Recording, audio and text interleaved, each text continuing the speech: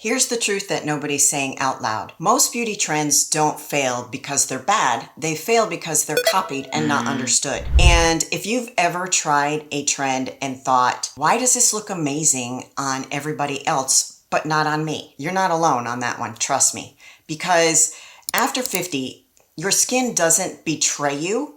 The instructions have changed. And today we're going to be decoding what 2026 trends are actually responding to so that you can adapt to trends instead of wasting your time, your money, and your patience. We're breaking down the trends so that you can determine what to try, what to skip, and what to adapt through the lens of beauty science and real life skin over 50, which I can tell you I definitely have. Hey queens, I'm Amy, your over 50 beauty bestie who blends makeup education, skincare science, and pro-aging confidence so you can glow without the guesswork. Before we talk about what's going to be in for 2026, we need to talk about what the industry is finally getting a clue and moving away from. 10-step routines, great for young skin with fast recovery, but for mature skin that often turns into barrier damage disguised as glow.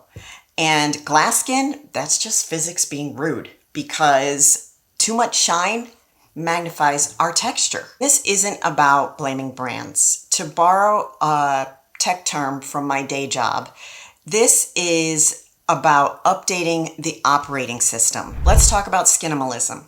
Once you stop asking what's trending and start asking what your skin actually needs now, Skinimalism makes perfect sense. We have seen our market saturated with a lot of K-beauty products, and K-beauty historically gave us innovation through volume. Lots of steps, lots of single function products, and that works beautifully on younger skin. But after 50, layering can become problematic and it can cause irritation. Actives overlap and our barriers get tired. But that's not a personal failure on our part, that's just biology being rude. Japanese beauty has always favored much less steps. They use a lot of multitasking formulas. They use ingredients that they have used in their products for years, say for example, fermented rice, and they look for formulas that are going to give them long-term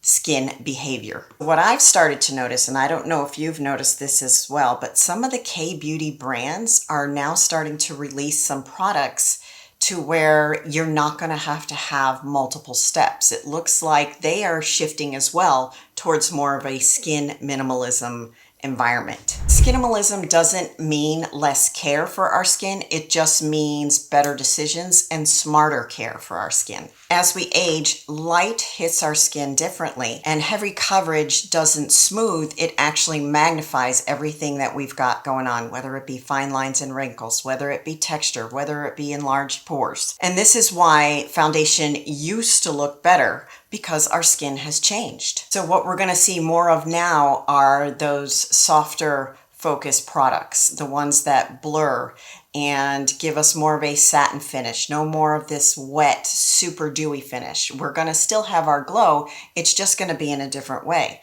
So for example, like the Makeup by Mario Surreal Skin, this is a great product that'll give us that beautiful, satiny, healthy looking glow without looking heavy. The other thing you're going to see more of, and there are some very seasoned makeup artists that are creating content now that are in our age bracket that have brought this subject up multiple times, right?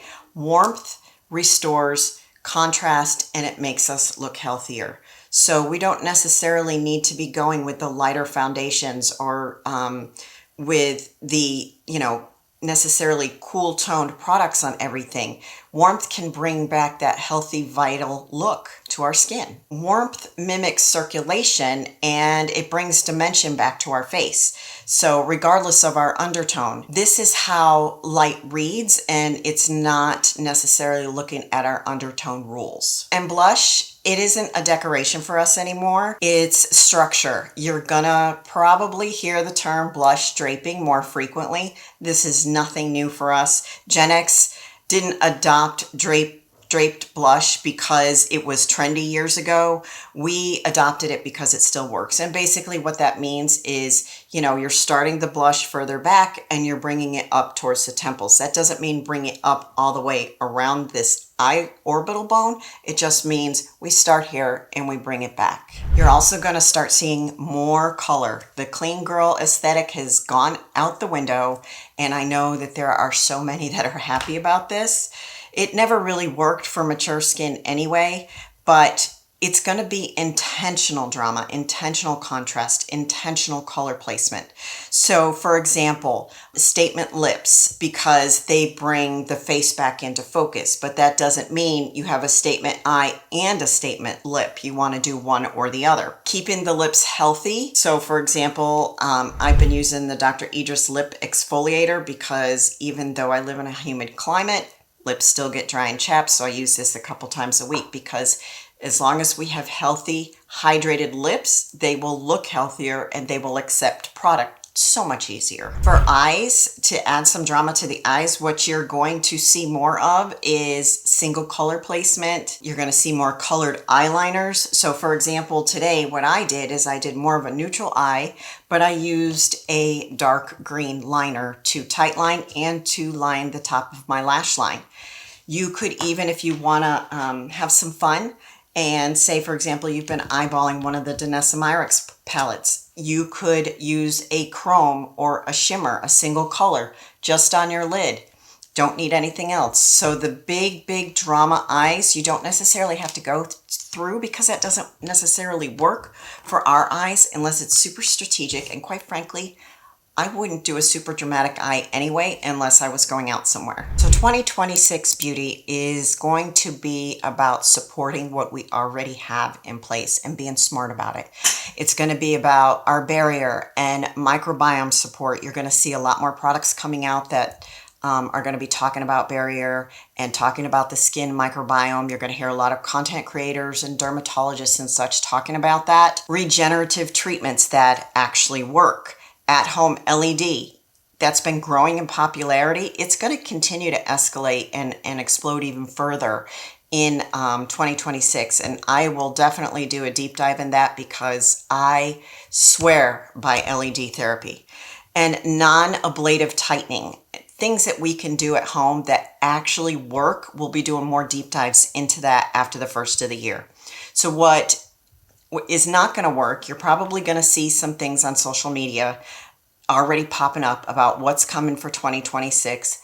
One that just kind of made me shake my head was the whole tired girl look, which is basically that sleepy, darker under eye, like you just rolled out of bed, or think also like Avril Lavigne in the early days with the dark smudged eyeliners. That's great for the younger crowd.